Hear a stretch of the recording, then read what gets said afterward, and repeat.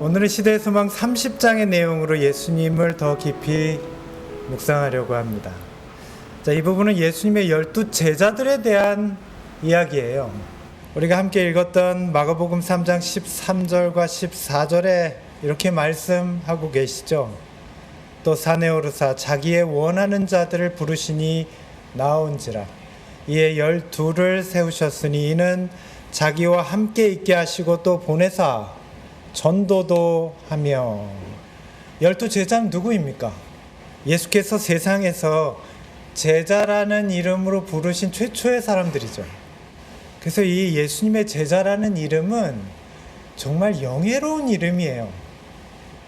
그렇다면 예수님께서 처음 제자로 부르신 그 사람들은 그 이름에 어울리는 사람들이었습니까? 그 영예로운 이름에 어울리는 사람들이에요? 예수께서 그들을 부르신 이유는 무엇일까요? 시대의 소망은 그 이유에 대해서 이렇게 말씀하고 계세요. 예수께서는 제자들을 당신에게서 보고 들은 것을 세상에 선포하는 증인으로 내보내기 위하여 부르셨다. 그들의 임무는 인류가 일찍이 부름받은 일 중에 가장 중요한 일이었으며 그리스도께서 친히 가지신 임무에 버금가는 일이었다. 그들은 세상을 구원하기 위하여 하나님과 함께 일하는 일꾼이 될 것이었다. 이 사람들은 정말 예수님과 잘 어울리는 사람들입니까? 그들은 정말 잘 준비된 사람들이기 때문에 예수께서 그들을 택하신 것인가요? 저도 이번 과외 내용을 준비하면서 그런 생각이 들었어요. 나는 예수님과 잘 어울리는 사람인가? 우리가 보통 누군가 이렇게 정말 잘 걸맞는 사람을 볼 때 잘 어울린다 그러잖아요. 나는 예수님과 잘 어울리는 사람인가? 아니면 나라는 사람은 그분의 빛을 가리는 그분과 잘 어울리지 않는 사람인가? 여러분은 어떤 생각이 드셨습니까? 여러분이 예수님과 잘 어울리는 그런 사람들입니까? 자, 그렇다면 예수님에 의해서 처음으로 예수님의 제자라고 불린 그 영예로운 이름으로 불려진 그 사람들은 어떤 모습이었는지 이어지는 말씀에는 이렇게 이야기하고 있습니다. 세리였던 레위 마태, 로마의 권위에 타협하지 않는 증오심으로 가득 찬 열심당원 시몬, 관대하지만 충동적인 베드로, 비열한 유다, 마음이 진실하지만 소시 많고 겁이 많은 도마, 깨달음이 더디고 의심이 많은 빌립, 솔직한 야심가였던 세베대의 아들들과 형제들이 그 가운데 있었다. 이들은 모두 서로 다른 결점과 선천적 혹은 후천적인 악으로 기울어지는 성향을 가진 채로 모인 것이다. 잘못 본 게 아닌가 좀 의심스러워요. 최초의 예수님의 제자들로 불려진 그 사람들은 어떤 사람이었어요? 마치 학교의 그 문제아들 특별한 반처럼 보여요. 예수님과 잘 어울리지 않는 모습 아니에요? 그렇다면 예수께서는 이렇게 그분과 어울리지 않는 모습을 한 이 사람들을 왜 제자로 부르신 것이죠? 우리가 보통 사람을 택하거나 뽑는다면 우리는 보통 어떤 기준을 가지고 사람을 뽑습니까? 그들의 어떤 재능이, 그들의 어떤 모습이 나에게 어떤 모양 혹은 어떤 상황에 득이 될까? 우리는 이런 걸 가지고 사람을 뽑잖아요. 자, 그러면 우리는 언뜻 잘 이해가 되지 않습니다. 예수님께서는 그들의 어떤 가능성을 보시고 그들을 뽑으신 것이죠. 이런 사람들을. 도대체 예수님께서 그들을 부르신 기준은 무엇입니까? 다음의 내용을 잘 보시길 바랍니다. 당신이 택하신 사람들의 모든 약점과 허물을 구주께서는 훤히 잘 아셨다. 구주께서는 그들이 겪어야 할 위험과 그들에게 지워질 책임을 아셨으므로 이 택하신 자들에게 애타는 정을 가지셨다. 구주께서는 홀로 온 밤을 새우시면서 그들을 위하여 기도하셨다. 이 내용을 보면 예수님은 이 사람들의 장점 때문에 그들을 택하신 것은 아닌 것 같아요. 오히려 그분께서는 그들의 약점과 허물을 잘 아시는 분으로서 그들을 선택한 거예요. 예수님은 그런 그들에게 애타는 정을 가지셨대요. 예수님은 그런 약점과 허물이 있는 그들을 그분과 어울리는 사람으로 만드시려고 온 밤을 새워서 기도하시는 거예요. 그런 12제자의 모습은 아마 오늘날 우리와 마찬가지일 것입니다. 우리도 예수님과 잘 어울리지 않는 사람들이잖아요. 실은 지금까지도 우리는 예수님과 어울리지 않는 삶을 살아왔어요. 우리의 말과 행동이 예수님과 잘 어울리지 않죠. 우리의 생각과 품행이 예수님하고 잘 안 어울리죠. 가정에서 혹은 직장에서 우리를 만난 사람들이 우리를 향해서 당신은 참 예수님과 잘 어울리는 사람이다 라고 생각했을까요? 우리를 보고? 오히려 우리는 이런 말을 들은 적이 있죠. 너는 예수 믿는 사람이 왜 그러니? 예수 믿는 사람들 못 쓰겠네. 이런 말들이 화는 나지만 사실 그 말들이 우리를 슬프게 하잖아요. 사실이 그러니까. 만일 여러분이 그러시다면 오늘 예수께로 나오시기 바랍니다. 그리고 주님 앞에 무릎을 꿇고 이렇게 기도하시기 바랍니다. 예수님, 이런 연약하고 허물이 많은 저를 택하여 부르신 뜻을 알려주세요. 그러면 예수님께서 여러분을 택하신 뜻을 분명히 보여주실 것입니다. 예수께서는 우리를 예수님과 잘 어울리는 사람이 되게 하시기 위해서 우리를 부르셨대요. 이 사실만으로도 우리 마음에 큰 감동이 있죠. 야, 예수님이 나를 불러주신 것만으로도 감사하구나. 이런 나를 불러주신 것만으로도 감사하네. 그런 마음으로 사시길 바랍니다. 그렇다면 이렇게 약점과 허물 많던 그 제자들은 그 이후에 어떻게 달라졌을까요? 그들도 처음에는 지금 우리와 별반 차이 없는 그런 모습이었잖아요. 자, 그런데 사도행전에 보면 그들은 전혀 다른 사람들이 되었거든요. 그들은 예수님의 부르심과 택하심을 받은 후에 어떤 삶을 살았습니까? 요한과 야고보, 안드레와 베드로, 그리고 빌립과 나다나엘, 마태는 다른 제자들보다 예수님과 더 밀접한 관련을 맺었으며 그분의 이적도 더 많이 목격하였다. 베드로와 야고보와 요한은 예수님과 한층 더 가까운 관계에 있었다. 그들은 그분의 이적을 보고 그분의 말씀을 들으면서 거의 항상 그분과 함께 있었다. 그러니까 그들은 예수님의 부르심을 받고 그분의 택하심을 입은 후에 누구랑 가까워진 거예요? 예수님하고 아주 가까운 관계가 되었어요. 예수님과 더 가까워질수록 예수님처럼 돼버리는 거예요. 그러니까 예수님께 더 가깝게 다가간 사람이 예수님을 더 닮아가는 것입니다. 여기 이 말씀이 그걸 보여주고 있잖아요. 그 중에 요한은 예수님과 한층 더 긴밀한 친분을 가짐으로 예수님의 사랑받는 자가 되었다. 구주께서는 그들을 다 사랑하셨지만 요한이 가장 잘 받아들이는 정신을 가졌다. 그는 어린아이의 신뢰심 이상으로 예수님께 그의 마음의 문을 열었다. 요한은 제자들 중에 나이가 제일 어렸어요. 그러니까 예수님께 이렇게 부른 거죠. 형. 예수님을 형님으로 부른 거예요. 예수님의 손을 잡고 매달리고 예수님의 말씀을 가장 가까이서 들은 거예요. 얼마나 더 친밀해졌을까요, 요한이 예수님과. 그 불같은 성질이, 그런 성질의 소유자가. 근데 요한은 사랑의 사도가 되었습니다. 누구든지 예수님께 더 가까이 다가가는 사람을 그분께서는 그분과 같은 모습으로 변해버리게 만드시는 거예요.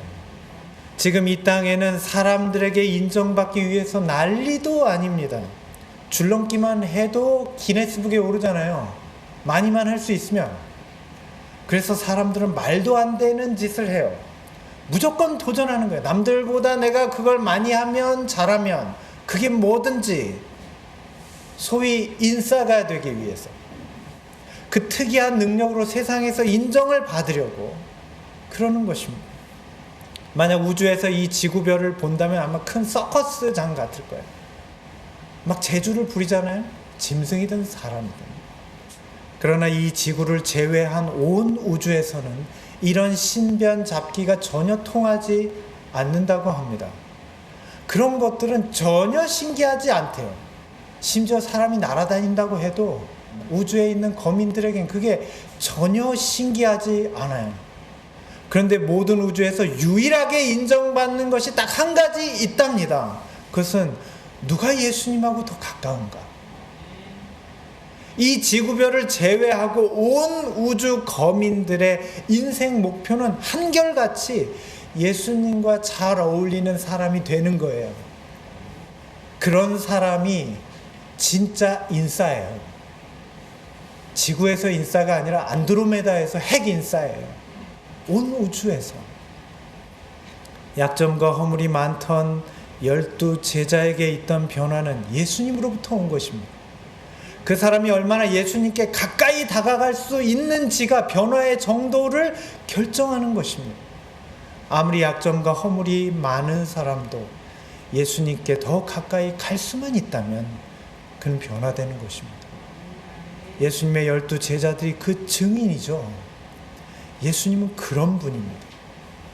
그분께 마음을 열고 다가가는 사람이라면 누구나 그분의 색으로 물들여 버리시는 거예요. 우리는 모두 이렇게 예수로 물들어야 하지 않겠어요? 그런데 우리는 여전히 그분의 빛이 아니라 우리 자신의 색깔을 띠고 있죠. 여전히 어두운 검정의 절망과 두려움이 우리를 덮고 있죠. 우리는 여전히 죄악의 짙은 색으로 덮여 있잖아요. 왜 그렇습니까?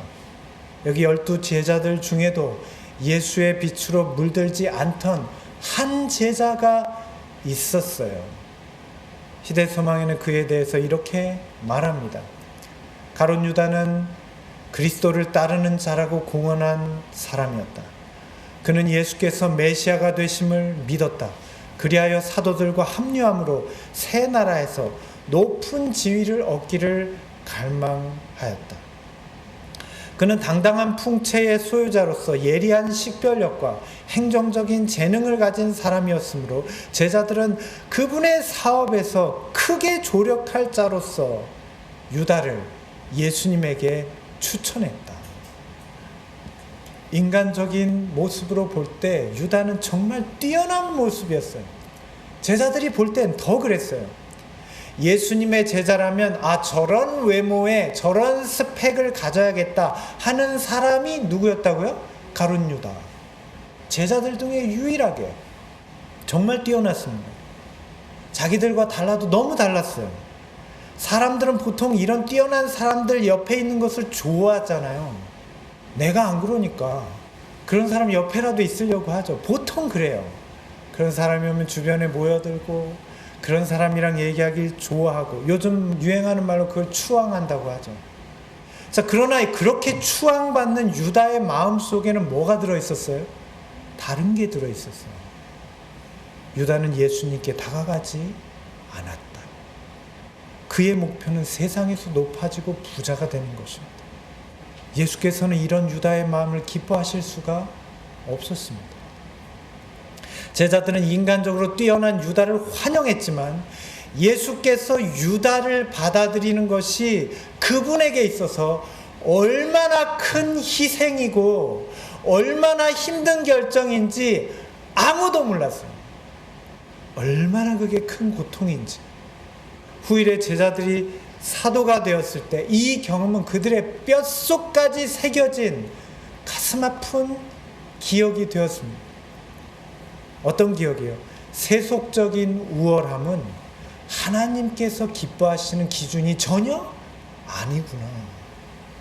오히려 그런 그릇된 생각으로 그들이 예수님을 얼마나 아프게 했었는지를 제자들은 결코 잊을 수가 없었을 거예요. 자기들이 추천했으니까, 유다를. 그렇다면 예수님은 장차 그분을 배반하고 팔아넘길 이 제자를 무엇 때문에 그분의 제자로 받아들이셨을까요? 아시면서. 그리스도께서는 진리의 빛을 갈망하는 마음이 조금이라도 있는 동안에 이 영혼을 거절하지 않으셨다. 구주께서는 유다의 마음을 들여다보셨다. 그분은 하나님의 은혜로 말미암아 구원받지 못하는 한 유다가 빠져들어갈 죄악의 깊이를 아셨다.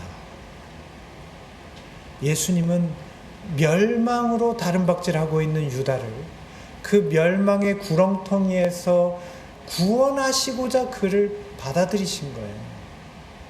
유다는 예수님의 가마력을 분명히 느낄 수가 있었습니다. 만약 그때 유다가 조금이라도 그 마음의 문을 예수님께 열었다면은 그가 아무리 세속적이어도 하늘의 은혜가 유다의 마음을 바꿨을 거예요. 그 유다의 마음 속에 있는 이기심이라는 마귀를 쫓아냈을 거예요. 예수께서는 그런 사람도 능히 하나님의 나라의 백성이 되게 하셨을 것입니다. 그러나 유다는 끝까지 예수님을 향해 마음의 문을 열지 않았어요. 그의 앞에 하늘의 은혜가 별처럼 많이 쌓여 있고 산처럼 쌓여 있다고 해도 그게 무슨 소용이 있어요? 받지 않는 은혜가 무슨 소용이 있고 열지 않는 마음이 어떻게 변화될 수가 있어요? 그건 지금 우리도 마찬가지죠. 예수님은 정말 슬프셨을 것입니다. 그러나 만일 마음의 문을 조금이라도 연다면 누구든지 예수님 앞에서 용서받지 못할 사람이 없고 예수님 앞에서 변화되지 못할 사람이 없을 것입니다. 오늘 우리의 마음에 예수 그리스도의 감동하심이 밀려드는 것을 막는 것이 있다면 그것이 무엇인지 이 유다의 경험을 통해서 생각하시기 바랍니다. 사람들이 어떤 죄를 짓든 입으로 어떤 욕설을 하든 그것은 다 용서받을 수 있으나 성령을 모독하는 사람은 영원히 용서받지 못할 것이며 그의 죄는 벗어날 길이 없을 것입니다. 마가복음 3장 28절과 29절의 공동번역의 말씀입니다. 성령 하나님은 우리의 마음에 역사하시는 분이에요. 성령의 역사는 감화력이라는 것을 통해서 우리의 마음에 영향을 미쳐요. 우리가 성령의 감화를 마음으로 느낄 때 우리의 마음에 성령의 감동이라는 게 일어오는 거예요. 성령의 감화가 우리의 마음에 끼쳐지고 내가 그것을 받아들이면 성령의 감동이 생기는 거예요. 예수님은 이렇듯 성령의 감동을 통해서 우리의 마음에 들어오시는 거예요. 그렇게 우리와 함께 하시죠. 그러므로 성령의 감화를 막는 것은 성령을 모독하는 거예요. 성령의 감동이 없이는 우리는 예수님과 결코 함께 있을 수가 없어요. 사람들은 인간이 매우 이성적인 존재라고 생각합니다. 우리가 하는 대부분의 선택과 결정들이 이성적이라고 생각해요. 그러나 실은 그렇지 않죠. 사람들이 내리는 대부분의 선택과 결정은 다분히 감정적이에요. 긍정적인 선택은 물론이고 범죄나 전쟁 같은 부정적인 선택들도 대부분 무엇에 영향을 받아요? 감정적인 선택과 결정입니다. 인간은 이렇듯 이성적인 존재라기보다는 다분히 감성적이에요. 경험론을 주장했던 데이비드 휴먼, 이성은 감정의 노예라고 했어요. 인간 스스로 자신의 감정을 다스리지 못하는 것입니다. 오직 자극의 정도에 따라 대응하는 방법이 다를 뿐이에요. 결국에는 다 사람은 뭘 따라요? 감정을 따르죠. 부부싸움을 이성적으로 합니까? 이성적으로 하면 부부싸움이 안 되죠. 감정적으로 하는 거예요. 개인과 개인의 싸움만 그래요? 민족과 민족은요, 국가와 국가 간의 싸움은 역시 다 감정이 섞인 거예요. 우리는 우리의 마음의 문을 열고 예수님을 향해야 합니다. 성령의 감화가 우리의 마음에 이를 때 우리는 이것을 받아들여야 돼요. 그래야 성령의 감동이 생기는 거예요. 성령의 감화는 때로는 가책으로, 또 때로는 위로로 우리에게 말씀하시죠. 예수님께로 가라고. 그게 성령의 감화예요. 성령을 모독하면 영원히 사함을 받을 수가 없습니다. 성령께서 우리의 마음에 끼치시는 거룩한 감화를 거절하는 것이기 때문에 그래요. 예수님의 사랑은 성령의 감동을 통해서 전해지는 것입니다. 근데 그걸 거절하고 예수님을 만날 기회가 있겠어요? 없죠. 그런 사람에게는 희망이 없습니다. 예수님의 택하여 부르신 제자들은 인품이나 재능에서 예수님과 어울리지 않는 사람들이었어요. 그러나 예수님은 그들을 제자로 부르셨습니다. 그들은 불완전했지만 그분의 감화를 받아들일 마음의 문이 열려 있었기 때문에, 그들이 불완전했지만 마음의 문이 열려 있었기 때문에, 그들의 마음이 예수님을 향해 열려만 있다면 하늘의 은혜가 능히 그들을 완전하게 채워주실 수 있으니까요. 그러나 유다는 성령을 모독하는 자였습니다. 그는 끝까지 예수님께 마음의 문을 열지 않았어요. 그분께서 전하시는 하늘의 진리가 그의 욕망이나 이기적인 목적과 반대됐기 때문에 예수님께 문을 열기 싫은 거예요. 그럼 내가 이 욕심을 버려야 되니까요. 유다는 하늘의 지혜를 받기 위하여 자기의 생각을 굴복시키지 않았다. 예수께서는 그런 유다의 탐심을 날카롭게 책망하지 않으셨어요. 오히려 인내로 그를 참아주셨어요. 깨달을 때까지. 그가 스스로 마음의 문을 열 때까지 그에게 변함없는 사랑을 베푸셨습니다. 예수님이 유다를 차별하신 적이 단 한 번이라도 있는지, 그가 들어올 때부터 배신자인 걸 아셨는데 예수님은 전혀 유다를 탓하시지 않아요. 그러나 유다는 예수께서 자신의 마음을 읽는 것처럼 알고 계시는데도 전혀 회개하지 않았어요.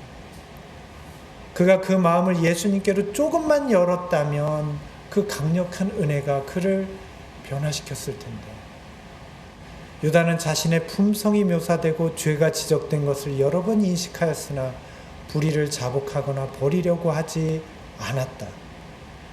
유다는 빛 가운데서 행하는 대신에 그의 결함 있는 그대로 지니기를 선택하였다.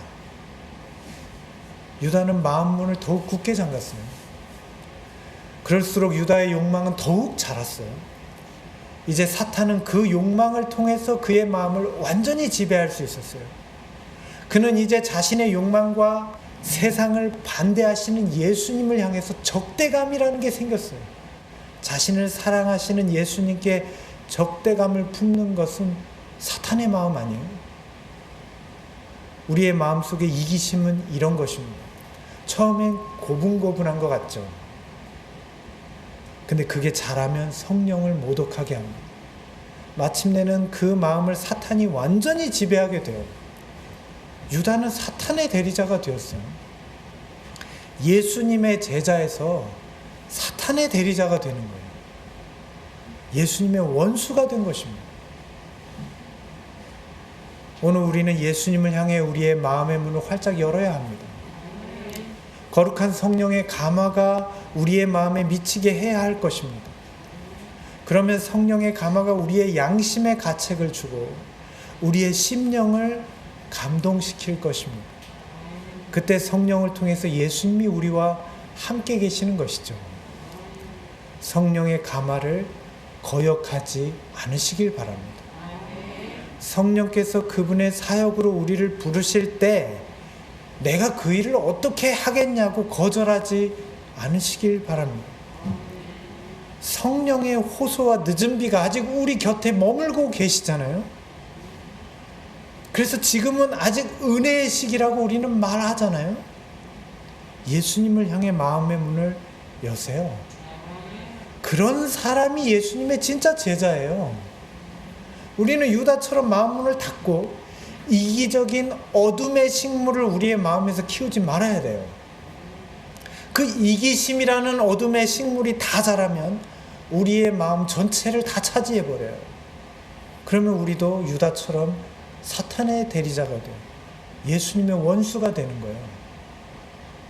내 욕망을 따를 때 성령의 호소와 감화에 우리의 마음을 언제나 열어두셔야 돼요. 들을 수 있어야 돼요. 그러면 예수님은 한결같이 우리의 마음에 들어오셔서 우리를 정결하게 하시고 우리를 변화시키실 것입니다. 이것을 믿으시기 바랍니다. 그런데도 혹시 믿지 못하시는 분이 계실 수도 있죠. 나는 안 될 것 같다. 나는 여전히 잘 안 된다. 그러면 이 제자를 또 주목해 보시길 바랍니다. 그는 제자 빌립이에요. 학교에는 우등생이 있고 반면에 열등생이 있어요. 빠릿빠릿한 사람이 있고 느릿느릿한 사람이 있어요. 빌립은 예수님을 믿는 데에서 그런 열등생, 정말 느린 사람이었어요. 빌립은 예수께서 나를 쫓으라 분명한 명령을 하신 최초의 제자였다. 빌립은 신실한 진리의 탐구자였지만 그의 마음은 믿는 데는 느렸다. 빌립은 예수님을 향한 믿음이 정말 느릿느릿 자랐던 사람이에요. 마치 오늘 우리들 같지 않아요?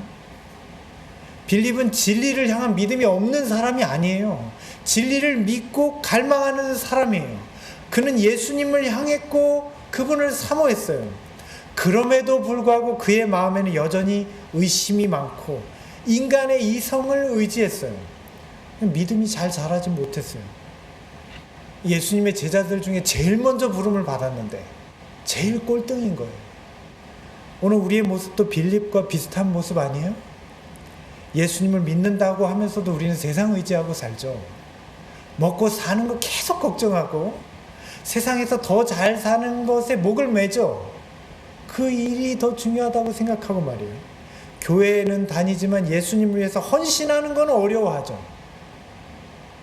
예수님을 향한 믿음이 참 더디게 자라는 것입니다. 빌립처럼. 이런 빌립에게 하루는 예수님께서 이렇게 말씀하셨어요. 빌립아, 여기 천국의 진리를 듣기 위해서 많은 사람이 모였는데 그들이 굶주렸구나. 먹을 것을 구할 데 없으니 먹을 것을 주면 좋겠는데 너희가 먹을 것을 주거라.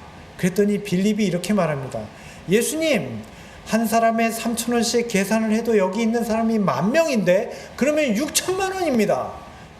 우리가 무슨 수로 이 사람을 다 먹이겠습니까? 빌립은 예수님께 도움을 청하지 않았어요. 하나님의 아들을 옆에 두고도 인간적인 계산만 하는 거예요. 빌립은 예수님을 믿는데 정말 느린 사람이었어요. 또 예수께서는 마지막 만찬을 하시면서 제자들에게 이제 내가 아버지께로 갈 때가 가까웠는데 너희는 근심하지 말고 성령을 구하고 기다리라. 그렇게 말씀하셨더니 빌립이 또 말해요. 빌립이 뭐라고 말합니까? 그러면 가시기 전에 아버지를 우리에게 보여주고 가십시오. 예수님이 한탄하시면서 이렇게 말씀하시죠. 내가 이렇게 지난 3년을 너희들과 함께 있으면서 그 많은 하늘의 기적을 다 보여주고 하늘의 진리를 다 말해줬는데 아직도 내게 아버지를 보여달라고 하느냐. 나를 참으로 본 자는 아버지를 보았거늘. 아무리 사랑하시고 가르쳐도 변하지 않는 빌립을 보시면서 예수님의 마음은 어떠셨을까요? 예수님은 슬펐다. 빌립은 예수님이 하시는 일을 보고 그분의 능력을 느꼈지만 아직도 믿음이 없었다. 이 말씀이 지난 한 주 내내 제 마음에 메아리처럼 울렸어요. 예수님이 나 때문에 슬프시구나. 우리가 그런 생각 잘 못하고 살죠. 내가 약하다는 말은 주구장창하면서도 예수님이 나 때문에 슬프시구나 모르죠. 나도 빌립이 그랬던 것처럼 예수님의 말씀을 믿지 못하고 인간적인 계산이나 세상을 의지할 때가 얼마나 많은가. 제자 빌립이 예수님의 하시는 일을 보고도 그분에게 나타난 하나님의 능력을 경험하면서도 예수님을 믿지 못했는데 나도 그러고 있구나. 이런 나를 보시는 예수님은 얼마나 슬프실까. 사랑하는 성도 여러분, 이런 우리들의 믿음 없는 모습을 보시면서 예수님은 슬퍼하고 계세요. 지금도 슬퍼하실지도 몰라요. 예수님을 믿지 못하고 세상을 기대하고 인간적인 능력만 의지하려는 우리 때문에 예수님은 슬퍼하고 계신다고요. 저는 돌이켜서 생각을 해보았습니다. 나는 지금까지 예수님을 전하는 목사와 선교사로 살았는데 지난날 그 많던 어려움과 난관 속에서도 예수님이 나를 인도해 주셨는데 나는 그렇게 여러 번 살아계신 예수님을 경험했어도 여전히 예수님을 향한 믿음이 자라지 못하고 있구나. 이런 나를 보시는 예수님 얼마나 슬퍼하고 계실까. 여러분은 그렇지 않으세요? 빌립이나 저처럼 예수님을 슬프게 만들고 계신 거 아니에요? 지금 우리는 여전히 현실적인 문제들이 더 중요하잖아요. 먹고 사는 문제에 열을 올리지만 예수님을 믿는 것에서는 냉담하죠. 당장 아파트 시세나 아이들 교육이 더 중요하죠. 우리가 교회에 다니긴 하지만 교회를 위해서, 그분을 위해서 헌신하기는 꺼리잖아요. 우리는 빌립의 모습을 닮았습니다. 그는 예수님의 제자로 부름을 받았는데도 그분의 일에 헌신하는 것을 두려워했어요. 그분의 부르심은 내가 그들을 먹이라, 그들의 목자가 되라는 것 아니에요? 그런데 예수님을 믿지 못했던 빌립처럼 오늘 우리는 내가 어떻게 그 일을 하겠습니까? 라고 말하는 것이죠. 예수님의 부르심에 대해서 불신을 나타내는 것입니다. 그러나 예수님은 그런 빌립을 끝까지 사랑하셨어요. 예수님은 그런 분이에요. 3년 동안 예수님과 함께 있었던 이 제자는 그렇게 마음이 느리고 믿음이 연약하였다.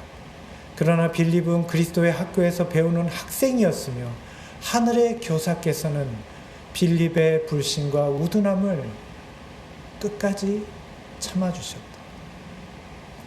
저는 지난 한 주 동안 이런 예수님의 모습을 묵상하면서 성령의 감동을 경험했습니다.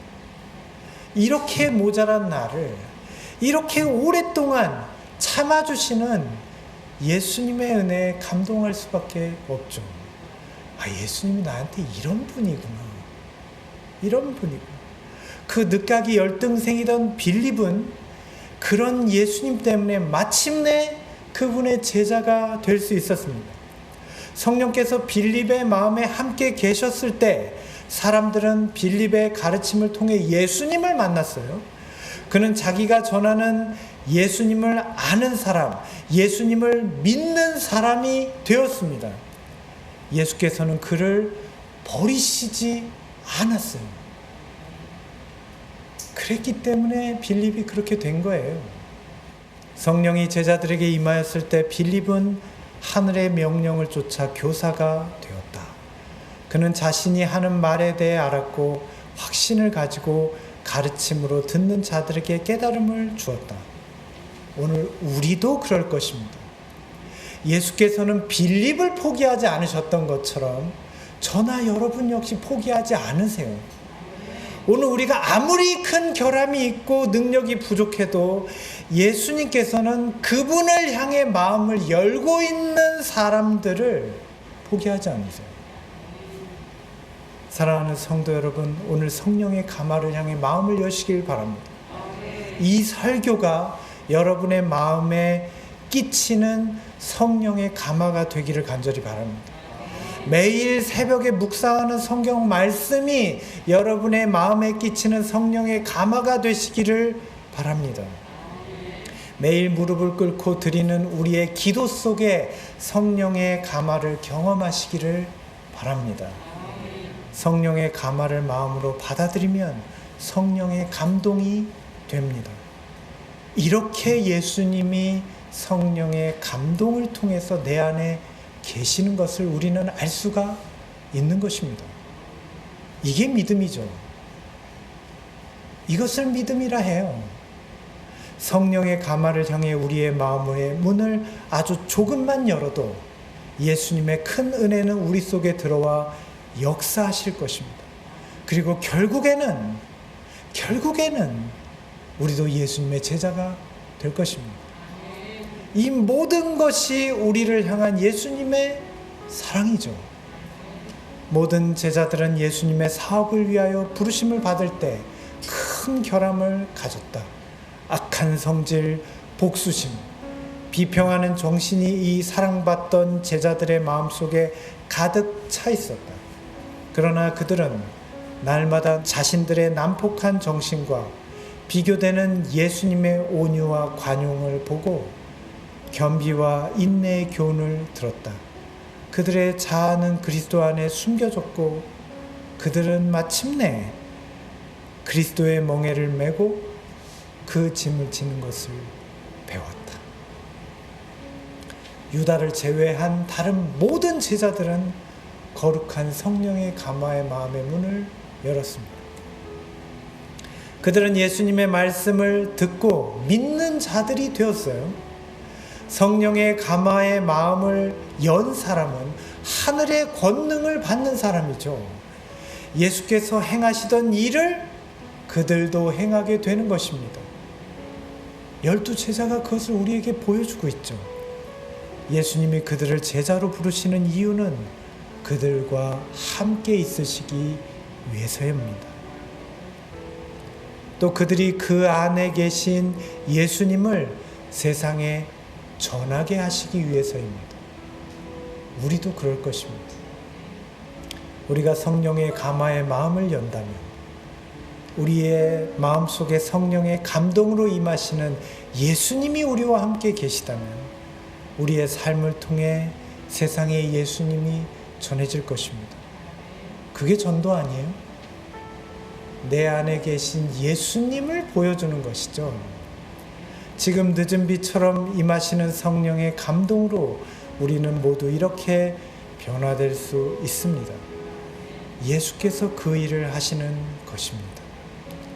구주께서는 그들의 연약함과 실수 때문에 그들로부터 돌아서지 않으셨다. 그들은 계속해서 끝까지 예수님의 고난에 참여하여 그분의 생애의 교훈을 배웠다. 그들은 그리스도를 바라봄으로 품성이 변화되었다. 예수님은 제자들과 항상 함께 계셨습니다. 결코 그들을 버리지 않으셨습니다. 그들의 믿음은 때로는 연약해지기도 하고 때로는 넘어지기도 했지만 한결같이 예수님을 떠나지는 않았어요. 그게 믿음 아니에요? 연약해지기도 하고 넘어지기도 하지만 한결같이 예수님을 떠나지는 않았다고요. 언제나 예수님의 곁에 남아있고자 했습니다. 의심이나 유혹에도 결국은 다시 예수님을 선택했습니다. 그게 믿음 아니에요? 사랑하는 성도 여러분, 오늘 우리도 예수님을 선택하시길 바랍니다. 주님께서는 우리에게도 세상 끝날까지 함께 하시겠다고 약속하셨습니다. 예수를 떠나지 않으시기를 바랍니다. 저희 여러분 모두에게 예수님 곁에 머무는 그분의 제자라는 영예로운 이름이 남기를 간절히 바라며 오늘 말씀을 마치겠습니다.